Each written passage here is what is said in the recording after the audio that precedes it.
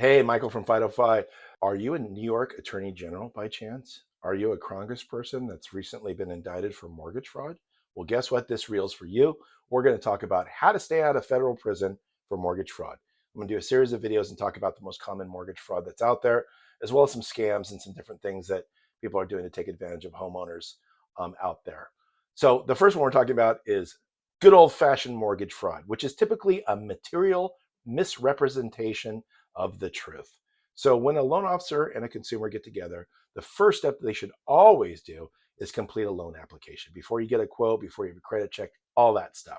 And the reason is that's telling the story for the loan officer so he can give you the best advice on what program is going to fit the truth. And here's where mortgage fraud starts.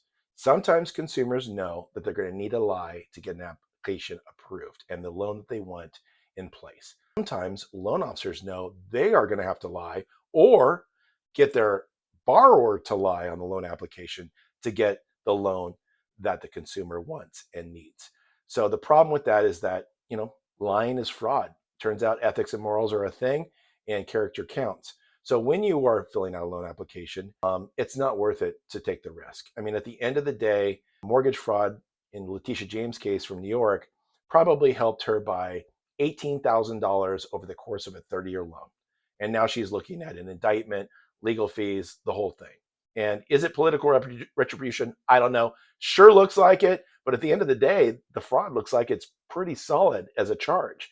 She has lied on her occupancy. She said she was going to occupy a property as her principal residence, but it looks like she rented it or just let her family live in it and she never went there. And she also took title to a property with her husband, who turned out to be her father. And she also lied about the number of units for her property, from being a 5 unit property to a 4 unit property.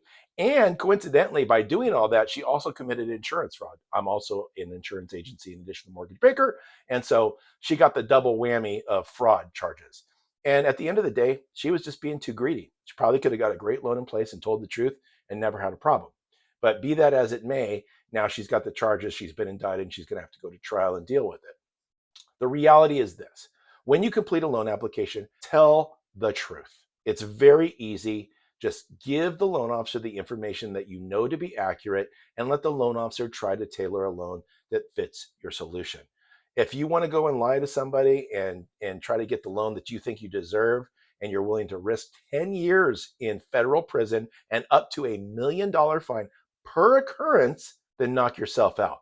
I would highly recommend that you don't do it and tell the truth. So remember, disclose all your assets, disclose all your liability, be honest about your income, be honest about your occupancy, be honest about alimony or child support payments, be honest about late payments, be honest about everything.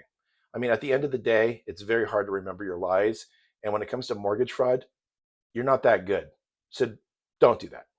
As far as loan officers go, same applies to you. I've been doing this since I was 17 years old. I still have all my licensing. I've seen people I've worked with go to federal prison for fraud. I've seen people empty their warehouse lines for their girlfriends. I've seen people commit massive mortgage fraud, create bank statements and tax returns and W-2s and pay stubs and all kinds of stuff just to get a loan approval. And at the end of the day, if you can't afford it, you probably don't need it, and you certainly don't want to lie about it. So if you want to keep your licensing as a loan officer, take an honest application and do your best for the client by giving them an honest interpretation and analysis of the situation and quote them the right program under the right terms. Always tell the truth. Words to live by. Peace out.